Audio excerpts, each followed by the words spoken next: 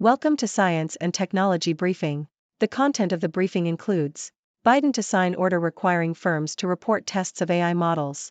Investor frenzy will overvalue AI tech startups, says early OpenAI backer.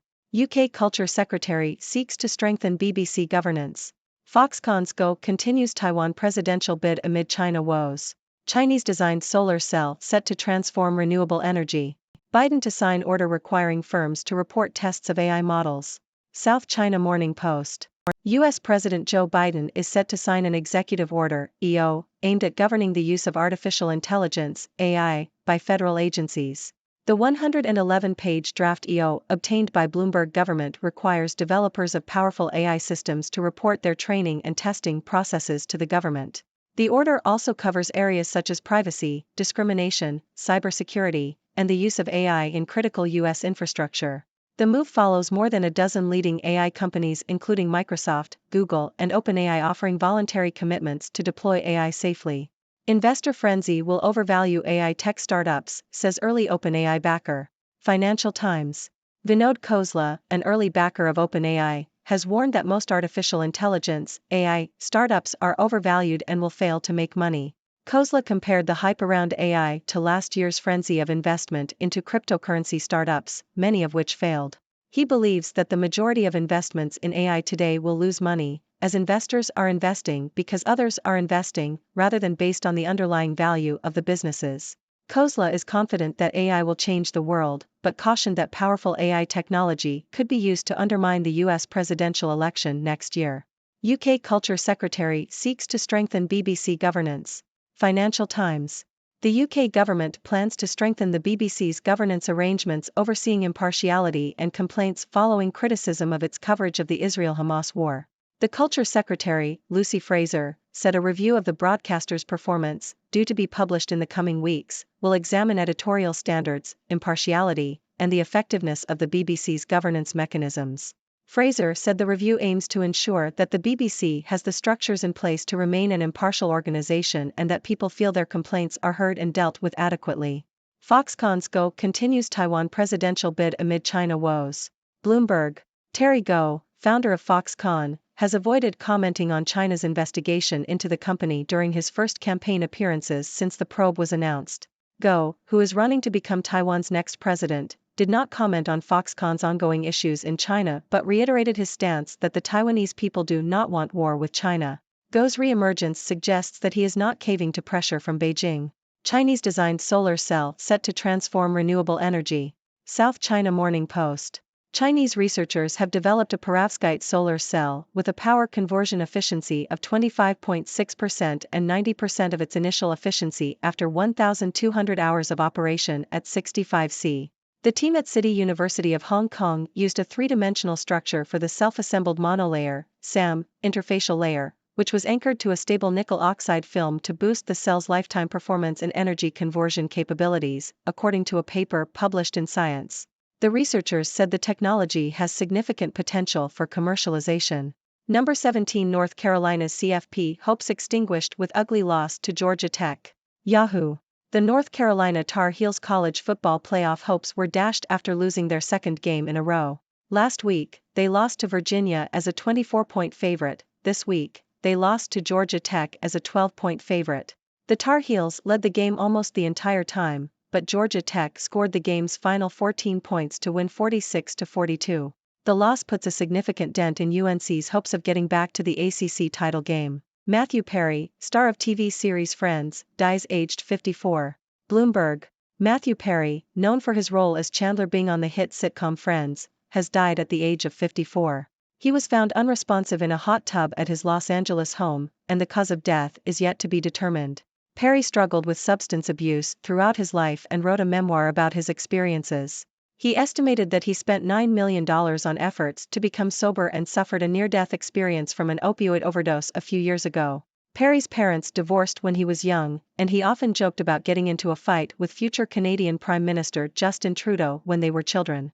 McKinney leads Eastern Kentucky past Utah Tech 34-30. Associated Press. Eastern Kentucky's football team rallied to beat Utah Tech 34-30 on Saturday night. Parker McKinney, the quarterback for Eastern Kentucky, threw 2 of his 3 touchdown passes in the second half to lead the team to victory. The win improves Eastern Kentucky's record to 4-4 overall and 3-0 in the United Athletic Conference.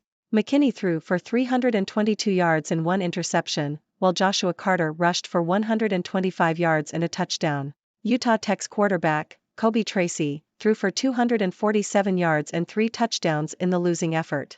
Ladies and gentlemen, it's your favorite observer from the six-dimensional world, Dr. Six.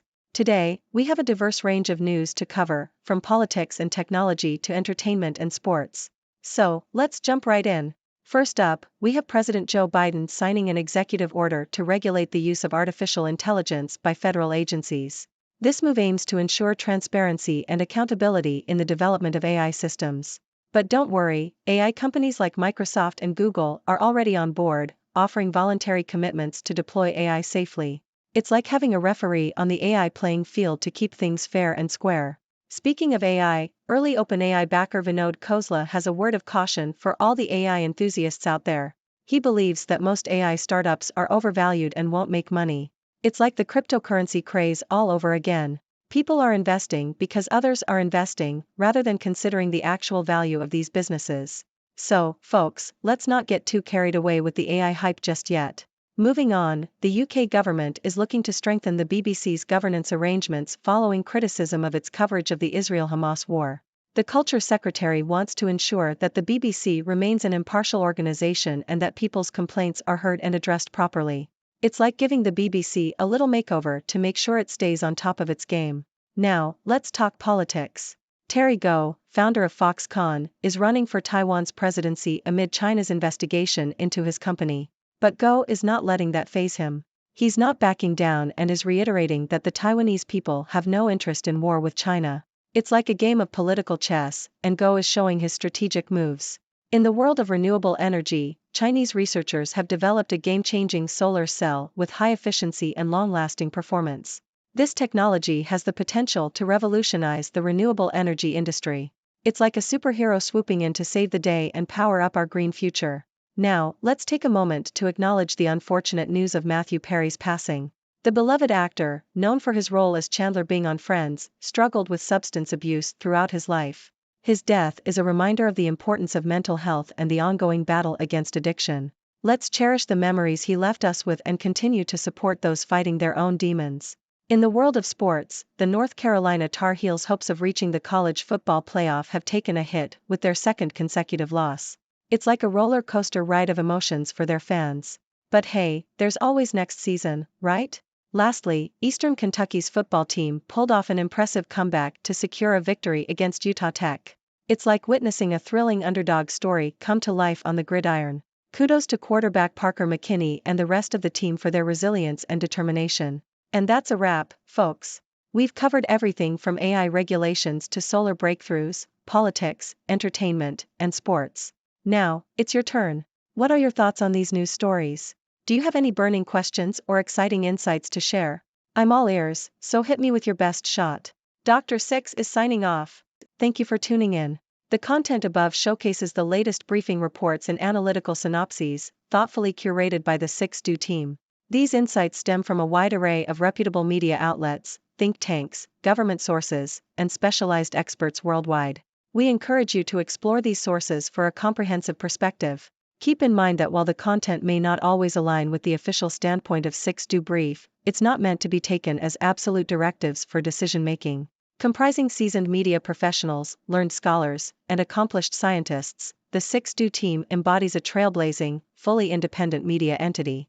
To customize Six Do Brief to meet your professional needs, you have the option to subscribe to a diverse array of briefings on our website, sixdobrief.com. Regardless of your location, you can conveniently receive Six Do Brief via email.